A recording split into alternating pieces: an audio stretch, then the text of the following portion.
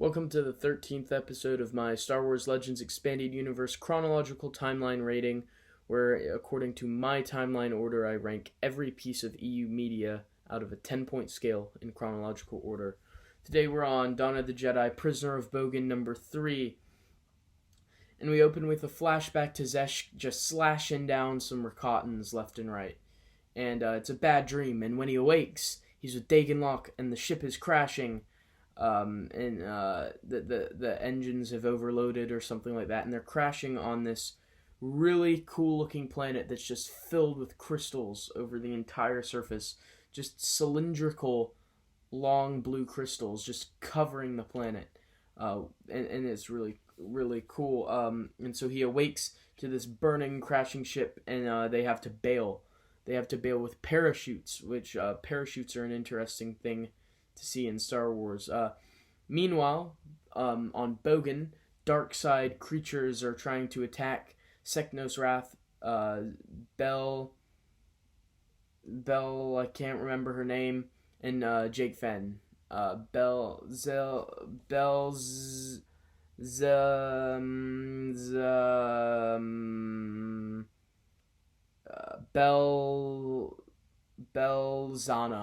I can't remember her name for the life of me. Belzana.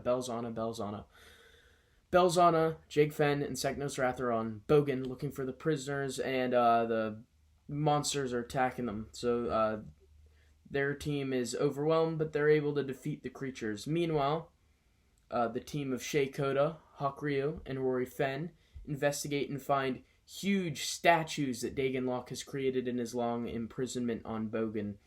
And he has created a statue of himself with a Force saber. And that couldn't have been done overnight. So years before, he must have seen the Force saber before it was there.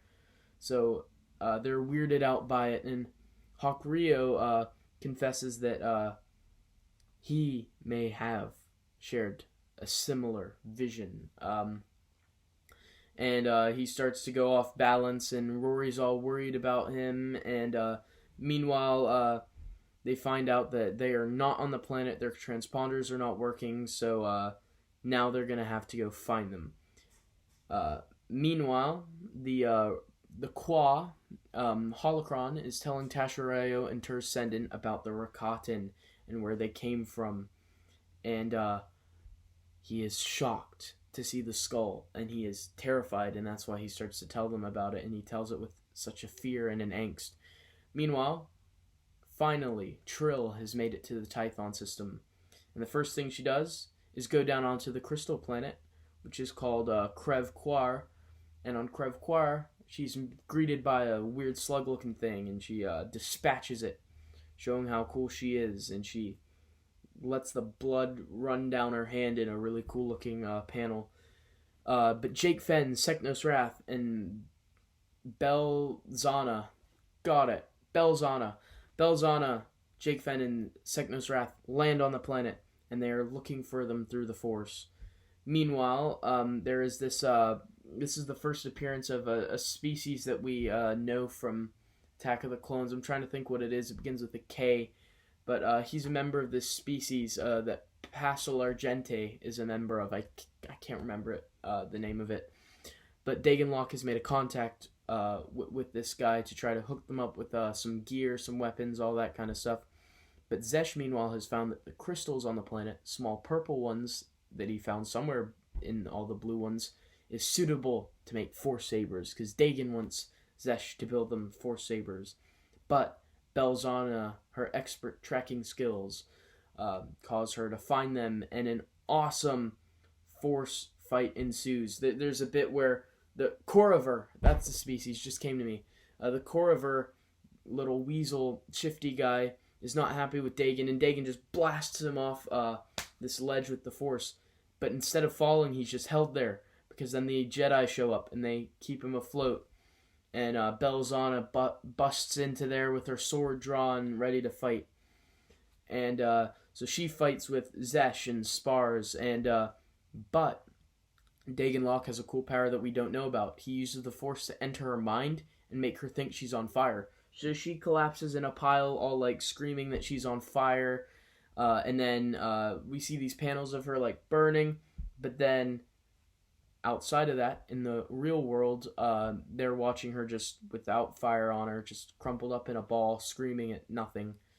So that's Zesh is kind of a little concerned about this display, but that doesn't stop him from fighting. So Jake Fenn fights with Dagan Locke and manages to get a good slice in on him. And Dagan Locke is looking more and more like a bear. His hair is very unkempt, and he's very big.